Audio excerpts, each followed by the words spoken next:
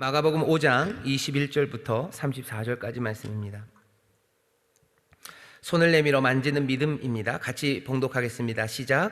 예수께서 배를 타시고 다시 저편으로 건너가심에 큰 무리가 그에게로 모이거늘 이에 바닷가에 계시더니 회당장 중 하나인 야이로라 하는 이가 와서 예수를 보고 발 아래 엎드려 많이 간구하여 가로되 내 어린 딸이 죽게 되었사오니 오셔서 그 위에 손을 얹으사 그로 구원을 얻어 살게 하소서 하거늘 이에 그와 함께 가실새 큰 무리가 따라가며 애워싸 밀더라. 12해를 혈루증으로 앓는 한 여자가 있어 많은 의원에게 많은 괴로움을 받았고 있던 것도 다 허비하였으되 효염이 없고 도리어 더 중하여졌던 차에 예수의 소문을 듣고 무리 가운데 섞여 뒤로 와서 그의 옷에 손을 대니 이는 내가 그의 옷에만 손을 대어도 구원을 얻으리라 하밀러라. 이에 그의 혈루 근원이 곧 마름에 병이 나은 줄을 몸에 깨달으니라.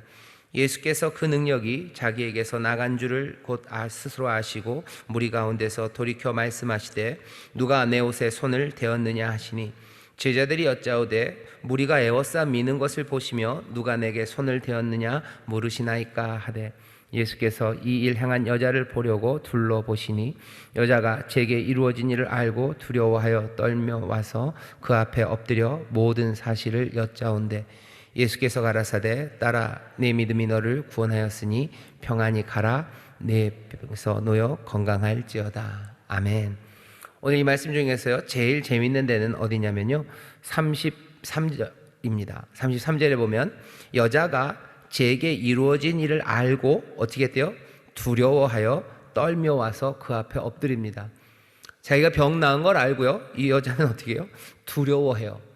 왜 이 말이 재밌냐면요 앞에 보셔요.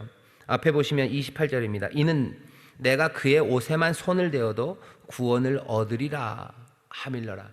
여자는 옷에만 손을 대어도 내가 구원을 얻겠다고 생각했어요.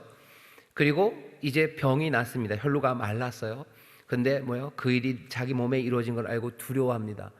이건 두 가지로 설명할 수 있어요. 첫 번째, 여기 마가복음을 그대로 그냥 액면 그대로 받으면요 여자는 이 여인은 예수님에게 옷을 만질 때요 내가 병 나을 거라고는 생각 안 했을 수도 있어요.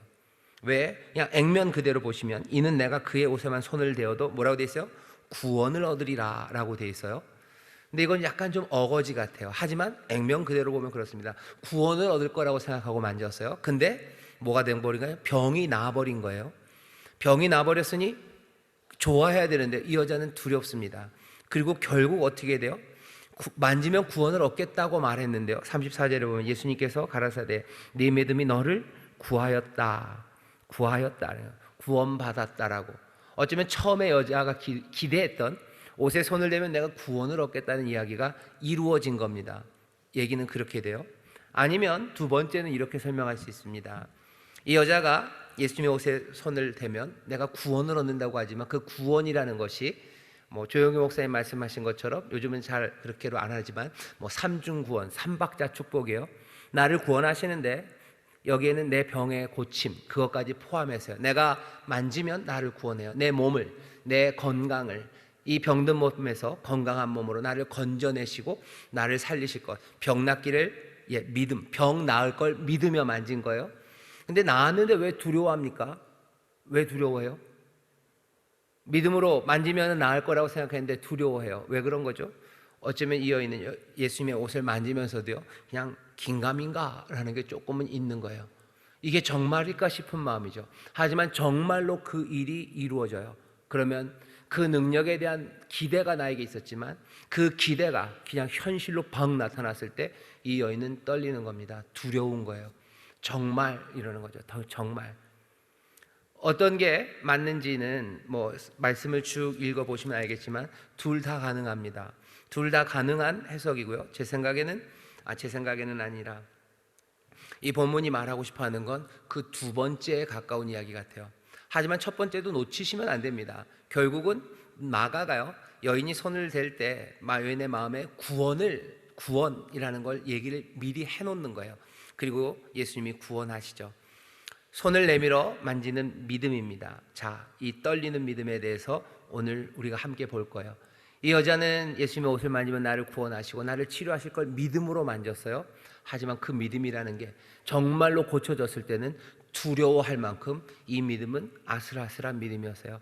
하지만 이 아슬아슬한 믿음으로 손을 내밀었을 때도 능력은 나가고 주께서 이 여인을 고치시고 결국 그 아슬아슬한 믿음에 이 여인이 처음에 꿈꿨던, 어쩌면 마가가 써놨던 그 구원을 이 여인에게 줍니다. 믿음으로 결국은 구원을 얻은 거예요. 믿음으로 구원 얻은 이야기입니다. 믿음으로 치료받은 이야기예요. 이 혈루증 앓는 여인의 이야기는 어느 때도 늘 많은 사람들에게 소망과 힘이 됐지만요, 요즘 같은 때 우리에게는 더 힘이 됩니다. 왜냐하면 우리의 믿음이 얼마나 간당간당한지가 드러나는 시절이에요. 우리의 믿음이 얼마나 간당간당한지가 드러나요. 우리가 얼마나 확신에서 먼 믿음을 가졌는지를 우리가 스스로 알게 되는 그런 시절입니다. 그러니 이 여인의 이야기는요, 더 우리 가슴을 울려요.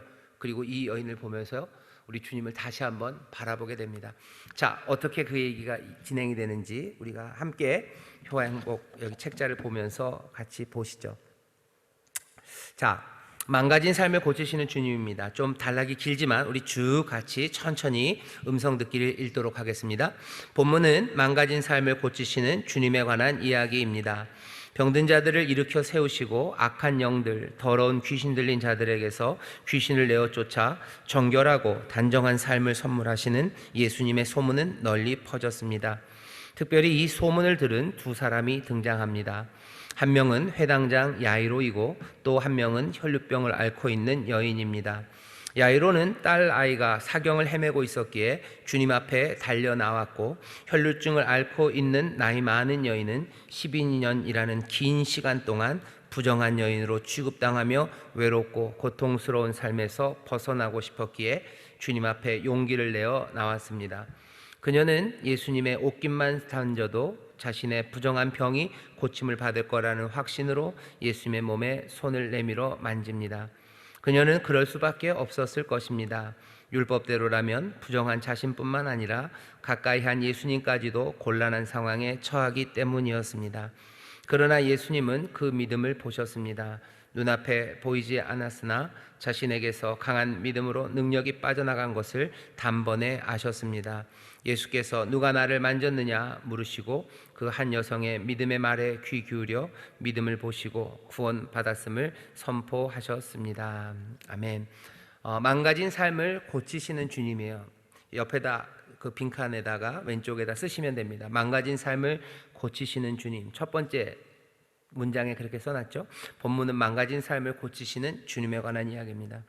망가진 삶은요, 회당장이라고 해서 다르지 않아요. 회당장이면 가버나움의 그 회당입니다. 이스라엘, 그러니까 유대인들이 포로로 잡혀가면서부터요, 그 바벨론에 갔을 때 회당이라는 걸 지금 만들기 시작했어요. 그래서 그곳에서 하나님을 예배하죠. 제사는 못 드립니다. 왜요? 성전이 없기 때문에 제사는 못 드려요. 그 대신 말씀이 있죠. 이 말씀을 읽고요, 제사를 못 드리니 하나님의 은혜를 누리기 위해서 그 사람들이 더 집중한 건 안식일이에요. 안식일을 지키며, 그러니까 장소는 없지만, 예루살렘이라는 장소는 떠났지만 안식일이라는 시간을 자기들에게 주셨다고 생각해요. 그러니 안식일마다 회당에 모여서 그 말씀 읽고요, 또 안식일마다 회당에 모이기 어려우면 가정에서 그 말씀을 읽으면서 하나님을 예배하며 그렇게 살았습니다. 그게 바벨론 때부터 그랬으니 예수님 때까지 오면 거의 500년 동안 그 전통들이, 새롭게 생긴 전통들이 계속 이어져 오죠. 그러니 예수님 당시만 해도 예루살렘뿐만 아니라 곳곳에 회당들이 있습니다. 그리고 흩어졌던 이스라엘 사람들, 흩어졌던 유대인들이 그 가나안 땅, 그 팔레스타인 말고요, 세계 곳곳으로 이미 바벨론 시대 이후로도 흩어졌어요. 바벨론 이후로, 그러니까 500년, 한 700년을 흩어집니다. 세계 곳곳에 다 흩어져서 아주 대단한 세력이 된 건 아니지만 그래도 유대인들은 흩어져서 회당을 만들었어요. 여기 그 회당 중에 하나입니다. 이 회당은 어디 저기 무슨 모스크바 아니면 어디 저기 키예프 어디에 있는 조그만 회당이 아니에요. 그래도 가버나움이라는 굉장히 작지 않은 도시의 회당장입니다. 그렇게 따지면요, 이 회당장 야이로는 꽤나 유명한 사람이에요. 꽤나 힘 있는 사람입니다. 왜냐하면 회당이라는 것이 유대인들에게 있어서 삶의 중심이 되어 종교적인 권력을 갖는 곳이에요. 그러니 야이로는요, 존경받고요, 그리고 사람들의 모든 칭송을 받는 아주 명예로운 사람이에요. 회당장입니다. 근데 이 회당장 야이로에게도 삶이 망가지는 거죠. 망가진 삶이 야이로에게 옵니다. 이유는 또 하나였어요. 사경을 헤매는 딸입니다. 딸이 죽게 된 거죠. 사랑하는 딸이 죽게 됐어요. 이 일로 야이로의 삶은 무너져요. 얘기는 이제 잠깐 야이로의 딸 이야기는 잠깐 멈추지만요, 여기 또 동시에 똑같은 일, 12년 동안 혈루병 앓던 여인이라는 망가진 삶의 여인이 있어요. 이 여인은 여러모로 망가집니다.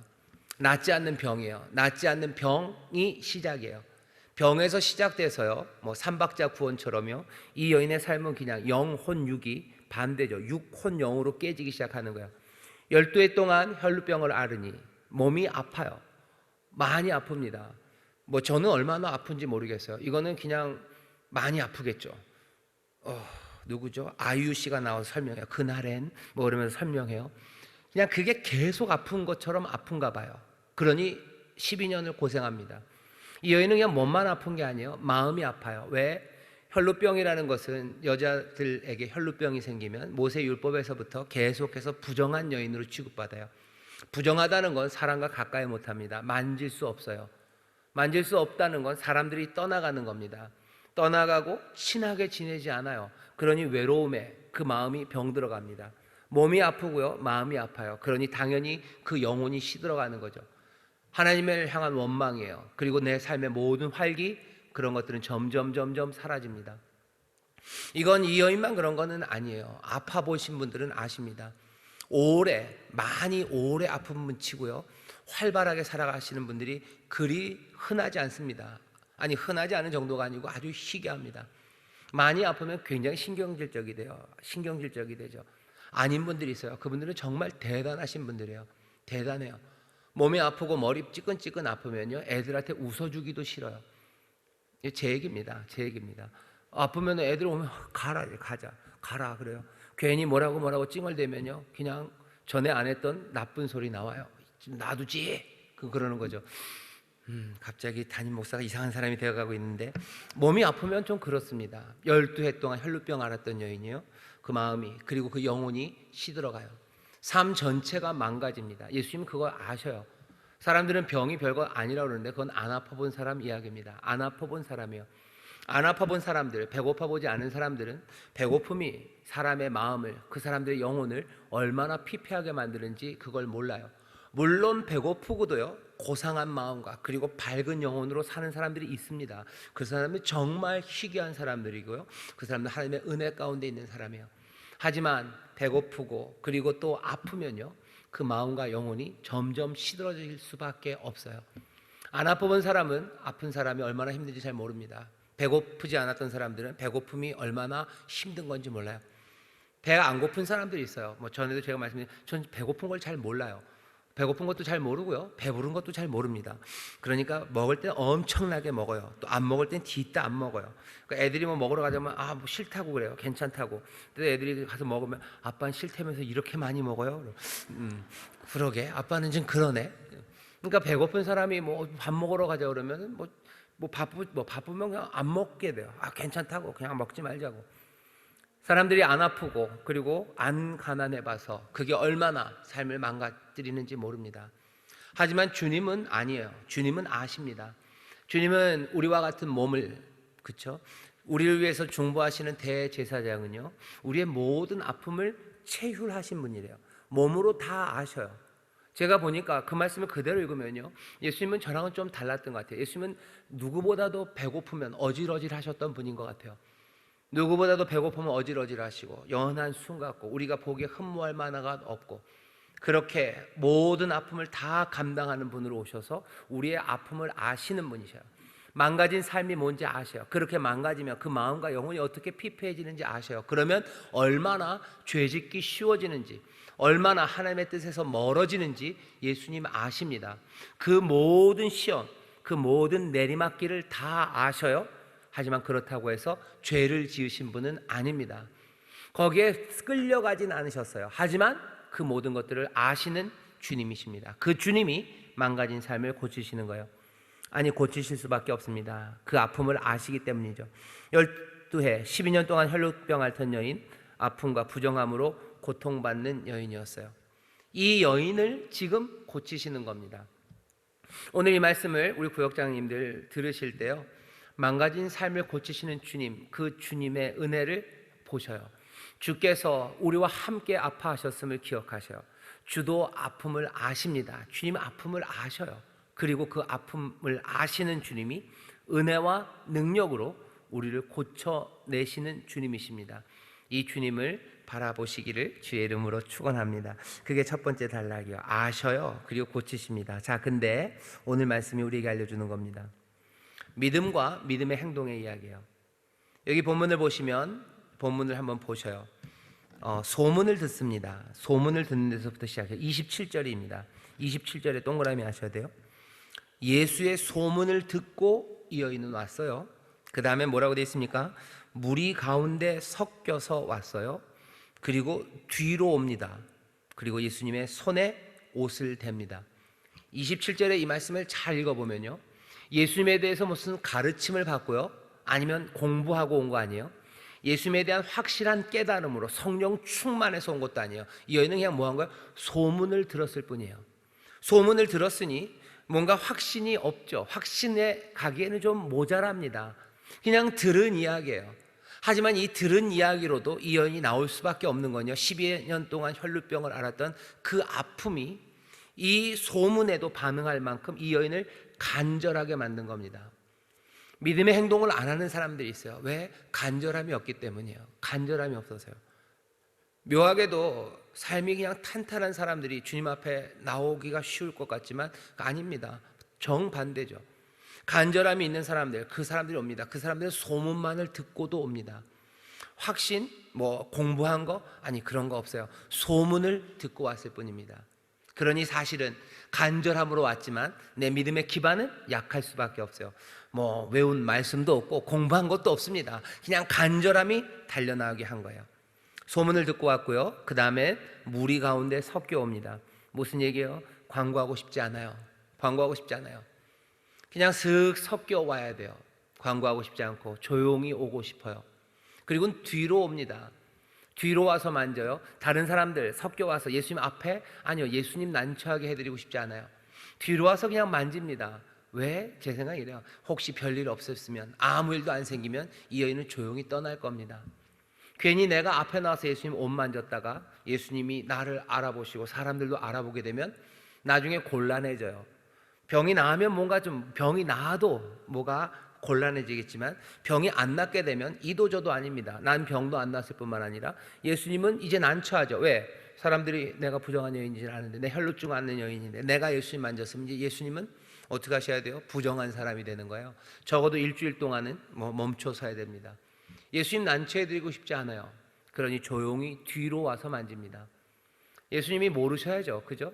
괜히 알았다가 예수님도 그냥 모르고 지나가면 예수님이 부정한 사람은 안 될 거예요. 하지만 예수님 앞에서 예수님도 아신다면 정결법에 따라 예수님이 따라가야 돼요. 그러니 예수님 별로 난처하게 해드리고 싶지 않죠.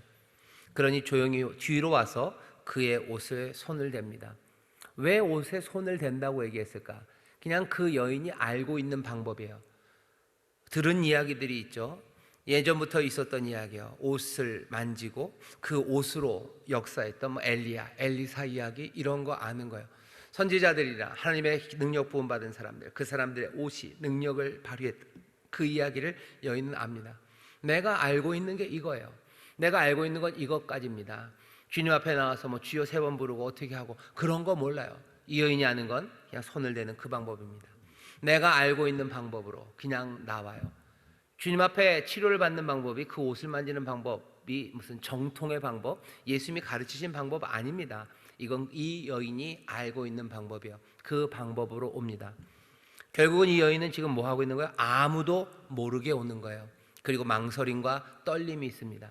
확신이 있어요? 내가 예수님 옷만 만지면 어떻게 그런 확신이 생깁니까? 예수님이 내 옷을 만지면 무슨 병인지 낫는다고 얘기하신 적도 없어요. 그리고 그렇게 가르치신 적도 없어요.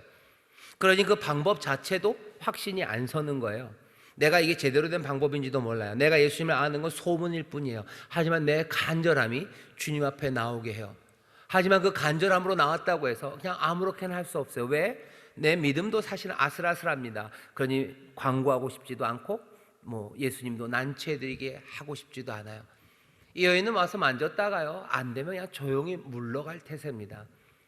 한번 생각해 보세요. 여러분들이 이 이야기를 그냥 다 알아요. 그리고 이 여인이에요. 내가 그 옷만 만지면 나을 거예요. 그러면 뭐하러 그렇게 옵니까? 그냥 당당하게 오면 되죠. 내가 예수님 옷만 만지면 나을. 야, 나 12해 동안 혈루증 하는 여인인데 내가 이제 예수님 옷 만지면 예수님 내 병이 싹 난다. 니들 봐라. 그러면서 나가서 턱 만지겠죠. 그리고서는 예수님도 즐겁고 사람들도 즐겁고 그 기적에 박수도 치고 그렇게 할 겁니다. 근데 이 여인은 그렇지 않아요. 아무도 모르게 망설임과 떨림으로 나옵니다.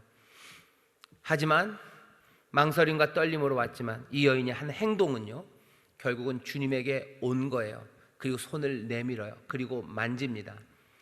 마음에 일어나는 일들, 믿음의 이야기들은요, 다 흔들리는 망설임과 떨림이에요. 하지만 나와서 했던 행동들은요, 결국은 주님 앞으로 걸어온 거죠. 그리고 손을 내민 거예요. 그리고 만진 겁니다.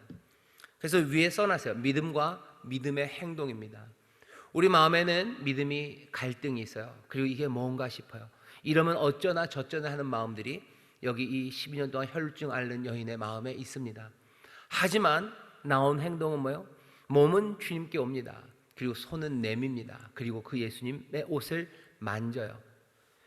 야고보가 아마 행함이 있는 믿음이라고 얘기했을 때 아마 이런 얘기를 하는 것 같아요. 믿음은 우리가 붙잡아야 되는 것이고, 이 여인에게 믿음이 없다고 말할 수 없어요. 믿음이 있습니다. 예수님이 그랬어요. 믿음을 보셨는데 그 보신 믿음은 뭡니까? 그냥 이런 믿음입니다. 아직 교육도 제대로 안 됐고요. 말씀에 근거가 있는 것도 아니고요. 그렇다고 해서 확신에 차서 세상에다 선포하고 나가는 믿음도 아니고요. 괜히 안 될 것에 대한 생각까지도 여전히 있는 믿음이에요. 그러니 뒤로 와서 만진 거죠. 하지만 이 여인은 그 연약한 흔들리는 믿음으로라도 믿음의 행동을 하기 시작한 사람이에요. 이 앞에 있었던 그 모든 것들을 듣고 에라 모르겠다, 에이 하고 안 올 수 있어요. 왔었어도 에이 하고 손 안 내밀 수 있어요. 에이 손은 내밀었지만 차마 잡지 못한 에이 하고 돌아갈 수 있어요. 하지만 이 여인은 아닙니다. 결국은 와서 손을 내밀어 주님을 만집니다. 믿음의 행동이 여기 있습니다. 여러분들 우리 효양복 교재 두 번째 단락을 같이 읽어보시죠. 시작. 바로 믿음이 회복의 시작입니다. 거기서부터 새로운 생명이 시작됩니다. 이 혈루증을 앓던 초라한 여인의 믿음의 내용은 대단했습니다. 사람들 앞에 나오기가 두려웠을 것입니다. 예수님의 옷깃에 손을 뻗기까지 떨림으로 망설이기를 수없이 했을 것입니다. 그러나 그녀는 담대하게 믿음을 담아 손을 내밀었습니다. 그녀의 시야에는 오직 예수님의 옷자락만이 보였을 것입니다. 오직 병을 치료받을 수 있다는 믿음 하나로 그녀는 손을 내밀었던 것입니다. 바로 이 믿음이 우리에게 필요합니다. 믿음이 있어요. 그리고 이 여인의 믿음을 부정하지 않습니다. 하지만 이 여인이 했던 모든 것들을 쭉 보면요, 이 여인의 믿음의 내용과 그 성격과 그 색깔, 그 흔들림이 보입니다. 보여요. 하지만 이 여인은 믿음이 있어요. 그 옆에 단락 세 줄 같이 읽겠습니다. 시작. 떨림이 있어도 괜찮습니다. 두려움과 함께한 믿음이어도 괜찮습니다.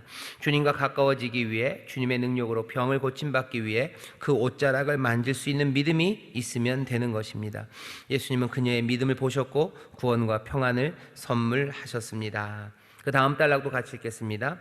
병을 고침받고 새 생명을 얻는다는 것은 예수님의 능력으로만 이루어질 수 없습니다.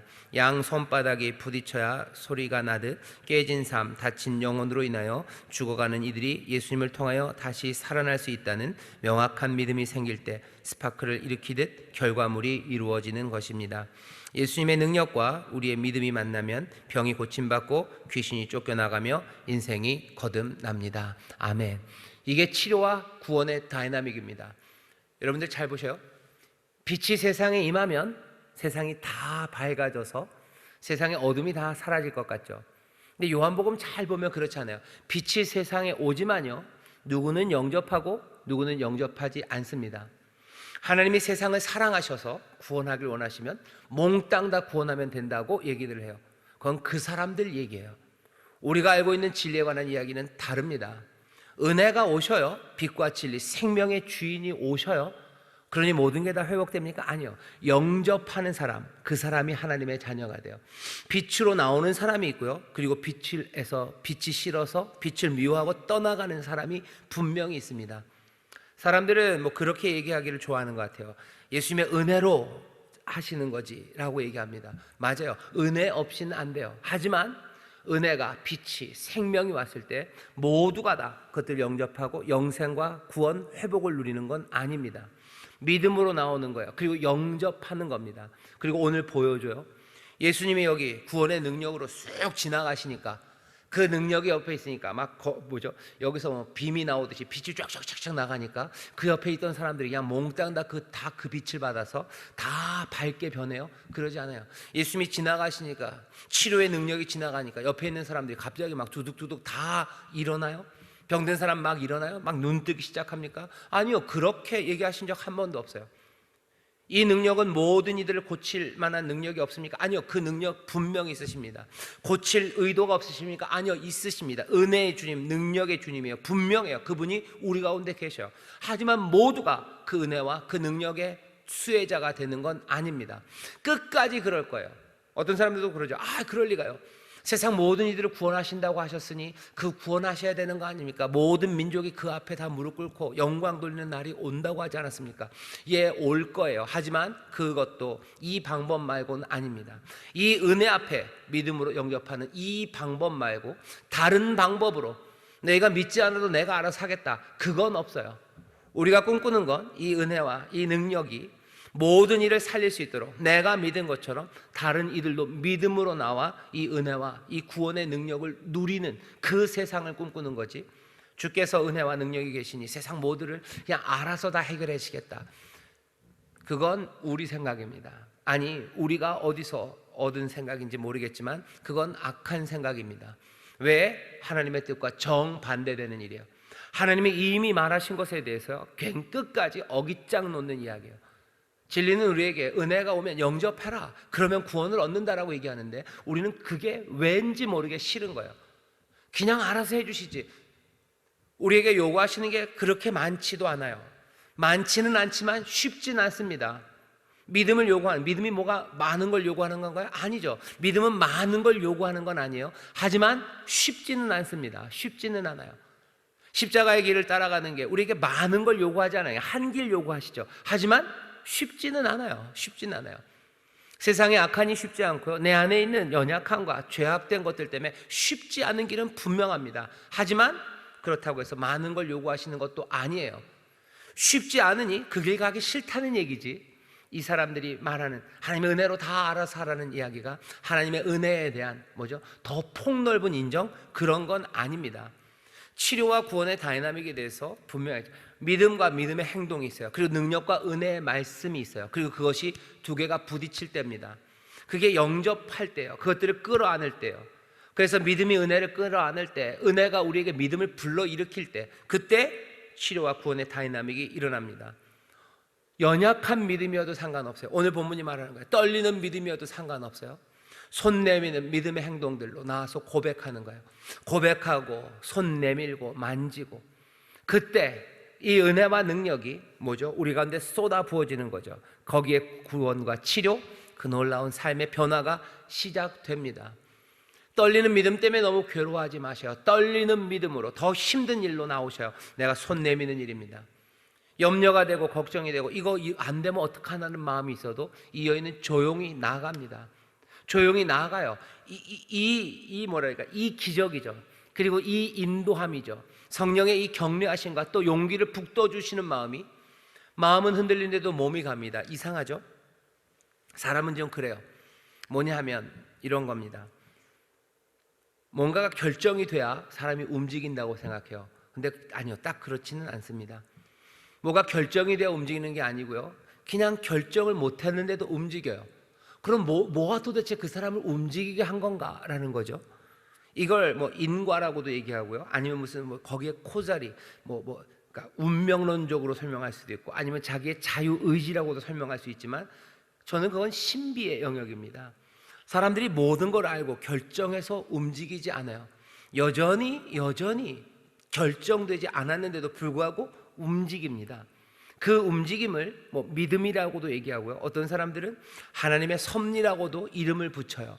그러니까 무슨 칼빈식으로 말할 수 있고 웨슬리식으로도 말할 수 있어요. 하지만 그 상황 자체는 그냥 여기 있는 이 말 그대로예요. 떨리는 마음이고 다 결정이 안 되고 확신은 없어도요 움직이는 사람들이 있어요. 그게 믿음입니다. 떨리죠? 그래도 합니다.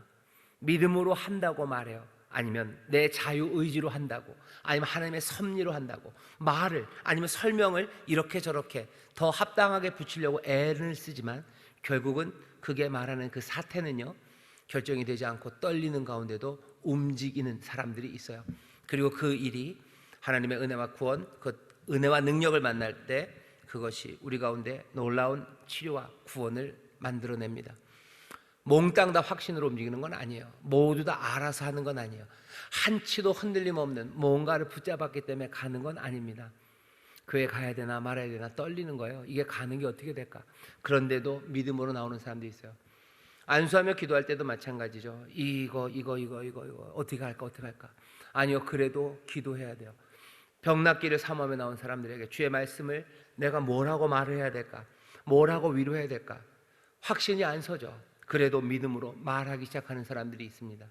그 믿음의 행동들이 능력과 은혜의 말씀을 만나면 거기에서 역사가 일어나기 시작합니다. 치료와 구원의 다이나믹을 여러분들 놓치지 마시기를 주의 이름으로 축원합니다.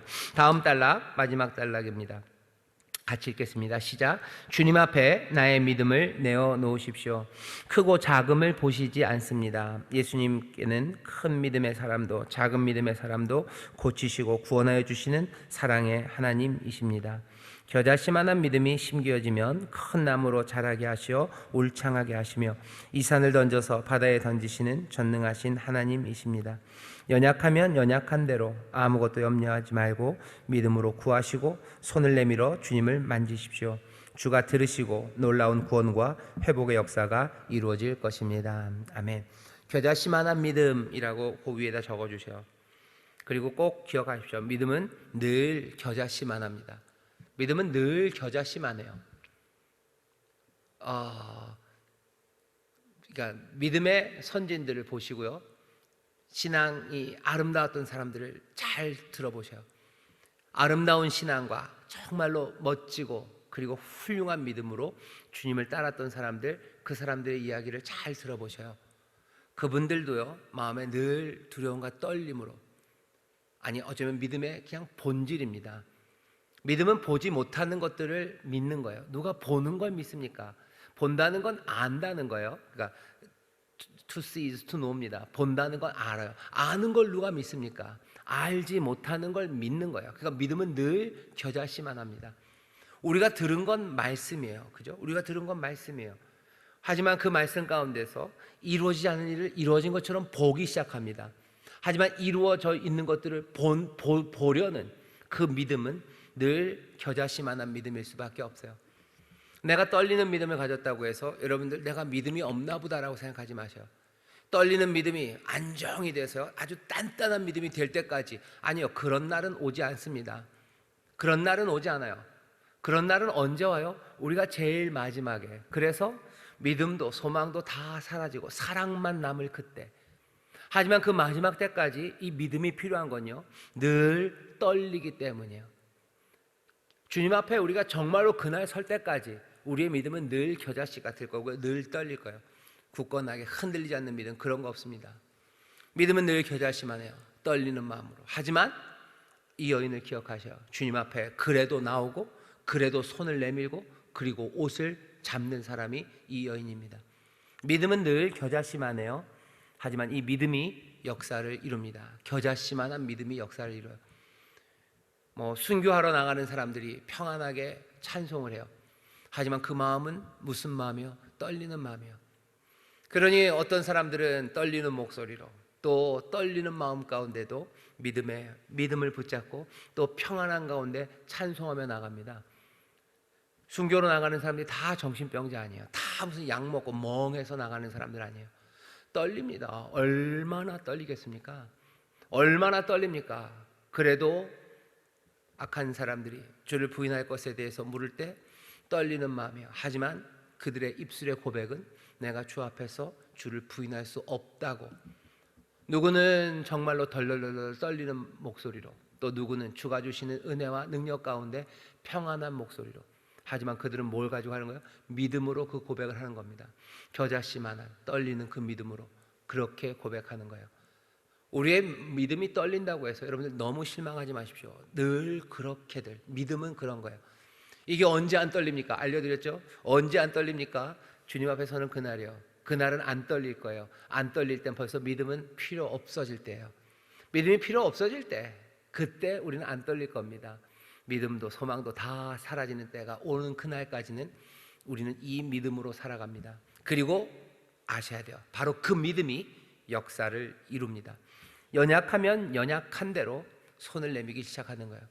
내 손 내미는 거죠. 내가 붙잡는 거죠. 내 아구 힘이 무슨 누구만큼 세서 붙잡는 거 아니에요. 내 힘만큼이에요. 혈루증을 알아서 피곤하고 지치고 그리고 연약하면 연약한 대로 내가 손 내밀어 주님을 붙잡는 겁니다.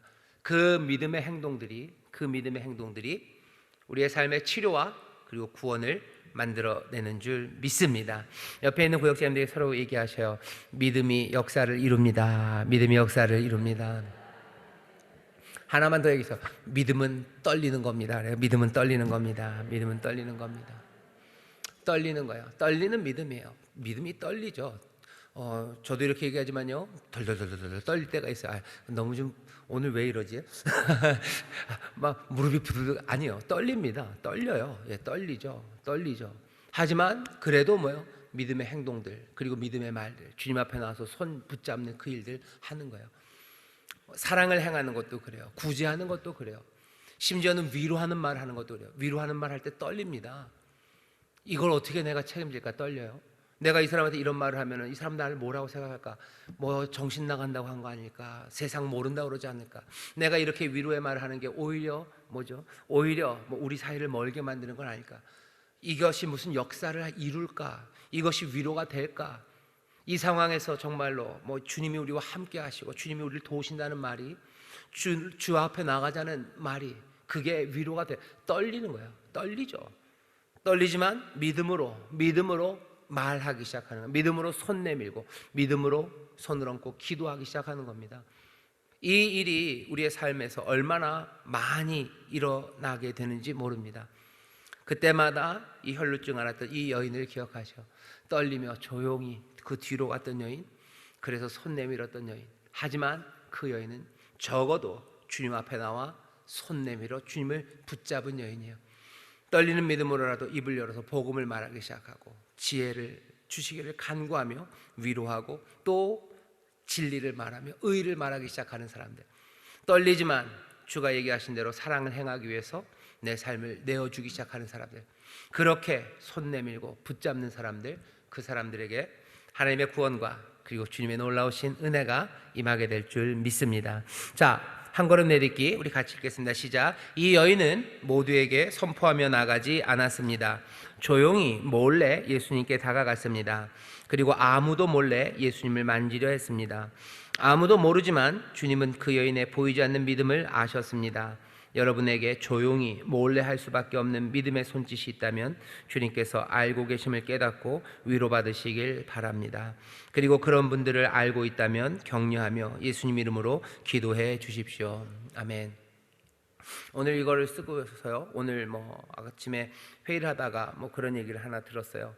교회 나오는데 몰래 나와야 되시는 분들이 있으시대요. 몰래 나와야 돼요. 교회 왔다 가는 걸 사람들이 몰라야 되는 분들이 계셔요. 사실은 코로나 그 전에도 그랬죠. 핍박 받으시는 분들 집에서 교회 가는 거 알면 난리가 나니까 그냥 이렇게 저렇게 거짓말하기는 싫으니까 또 거짓말 안 할 수 있는 방법을 최대한 찾으면서 그냥 갔다 와 그냥 그러고서 와서 예배드리고 그냥 어디 갔다 왔어 그냥 이렇게 하고 그냥 얼버무리려고 하시는 분들. 근데 지금은 더 많아요. 왜? 최근에서 묻는 거죠. 너 교회 갔다 왔지? 라고 묻는 일이 비일비재한 그런 상황에서 그래도 교회에 와서, 그러니 뭐 카드 택 찍는 것도 두려우신 거예요. 혹시 어떻게 될까? 또 이름 쓰는 것도 두려우신 거예요. 그러니 그걸 뭘 거짓말로 쓰는 게 얼마나 마음이 편하겠습니까? 교회 와서 내가 가짜로 번호를 쓴다는 게 그게 얼마나 마음에 힘들고 그러시겠어요. 얘기해 주셔. 그냥 QR코드로 찍으시라고. 담임 목사가 알아서 누가 와도 목에 칼이 들어와도 안 줄 거니까 병만 여담입니다. 그런 분들이 계셔요. 과감하게 선포하며 여인이 나가지는 않습니다. 하지만 내가 보이지 않게라도 내 믿음으로 할 수 있는 일, 그 일을 하는 사람들이 있어요. 그리고 우리는 그런 사람들 격려해야 됩니다. 그리고 위에서 기도해 주셔. 믿음이 그거밖에 안 돼!